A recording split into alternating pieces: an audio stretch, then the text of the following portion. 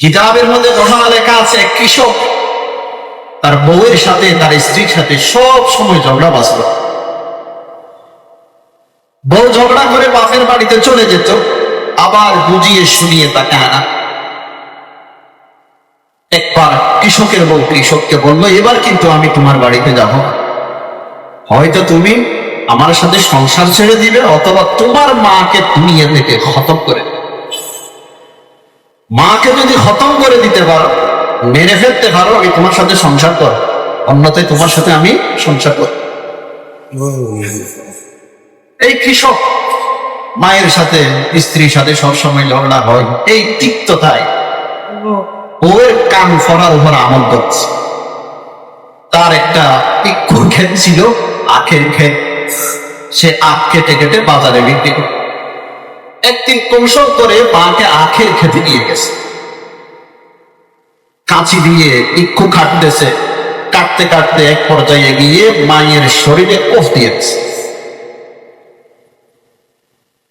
মা আহত অবস্থায় চিল্লাচিল্লি করে গ্রামে আসলো, কিন্তু দুঃখজনক বলে সত্য, আল্লাহ তাআলার বিদা খেলা, সাথে সাথে জমিন তাকে আটকিয়ে ফেলেছে। এই লোকটাকে জমিন আটকিয়ে ফেলেছে, তার হাত থেকে কাঁচি পড়ে গেছে। গ্রামে এসে মা যখন লোকজনকে বললো, লোকজন যেতে যেতে জমি তাকে গিলতে গিলতে সিনা পর্যন্ত তাকে ঘিরে ফেলেছে। এরপর জুড়ে একটা চাপ দিয়েছে, এক চাপে তার দম বন্ধ হয়ে গেছে। এখন আজ নবী ঘটনা না, সত্য কথা। এরপর এলাকার লোকজন তাকে বের করার জন্য, মাটি থেকে বের করার জন্য অনেক চেষ্টা করেছে, কিন্তু সকলের চেষ্টা ব্যর্থ হয়েছে।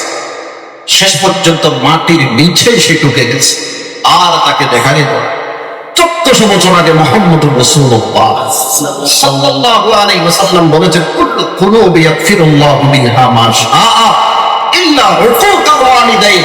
দুনিয়াতে যত গুনাহ আছে, শিরক গুনাহ ছাড়া আল্লাহ যা ইচ্ছা, যার জন্য ইচ্ছা করেন মাফ করে দেন। তবে মা বাবার নাফরমানি এত বড় অপরাধ, যে ব্যক্তি এই অপরাধে লিপ্ত থাকবে, কবরে হাসরে তার শাস্তি তো এক্সট্রা আছে, কিন্তু দুনিয়াতেও তার শাস্তি তাকে ভোগ করে যেতে হবে। আল্লাহ মা বাবার সাথে সদাচরণ করার আমাদেরকে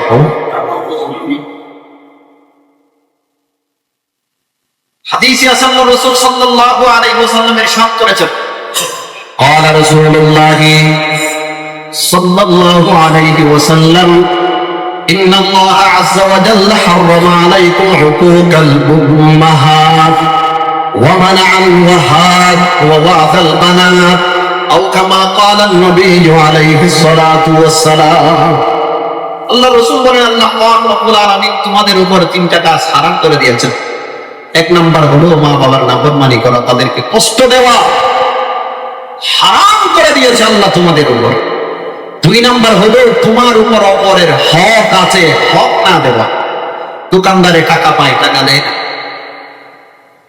ভাই বোন তার কাছে হক পায়, হক দেয় না। মানুষ তার কাছে ঋণ পায়, ঋণ দেয় না। মা বাবা হক পায়, মা বাবার হক আদায় করে না। তার স্ত্রী তার কাছে হক পায়, হক আদায় করে না। তার সন্তান তার কাছে হক পায়, হক আদায় করে না। মানুষের জায়গা জমিন সত্যি আছে বিদায় মানুষের জায়গা জমিন জুলুম করে নিয়ে যাও, আল্লাহ রাসূল বলেন এই কাজটাকে আল্লাহ তোমাদের উপর হারাম করে দিয়েছে। একটা শব্দ দিয়ে বুঝিয়েছে, বানান তোমার উপর অপরের হক আছে, সেটা তুমি দিতে পারতে, আর যদি তুমি দিতে না চাও তাহলে তুমি জুলুম করেছো, আল্লাহ জুলুম তোমার উপর হারাম করে দিয়েছে। এরপর নবীজি বলেন ওয়াহাত। কিছু মানুষ আছে আমাকে দাও, আমাকে দাও, আমাকে দাও, নিজের কর্তব্য ঠিক মতো আদায় করে না, কিন্তু নিজের অধিকার আদায়ে খুব সচেষ্ট, নিজের কর্তব্য ঠিক মতো পালন করে না। তো সে যদি কারো কাছ থেকে পায়, খালি বলে আমাকে দাও, আমাকে দাও, আমাকে দাও। আল্লাহ রাসূল বলেন তোমার কর্তব্য তুমি ঠিক মতো পালন করো, তারপর অপরের হক নষ্ট হবে না।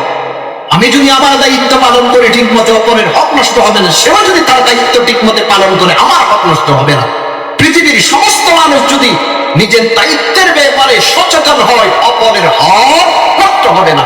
সেজন্য আল্লাহ রাসূল বলেন ওয়ামান আন ওয়াহা, এরপর বলেন ওয়াদান বানা, কন্যা সন্তানকে মাটির নিচে পুঁতে ফেলা, এই কাজটাকে আল্লাহ পাক রব্বুল আলামিন তোমাদের জন্য হারাম করে দিয়েছে। জাহিলি যুগে, বর্বরতার যুগে, ইসলামের পূর্বের যুগে কন্যা সন্তান হলে মানুষ লজ্জা পেত। এটা একটা লজ্জার কারণ ছিল। আপনি মেয়ের বাবা, এই লজ্জার কারণে কন্যা সন্তান বলে তারা মাটির নিচে ফুটে দেন, জীবিত মাটির নিচে তারা দাফন করে দেন।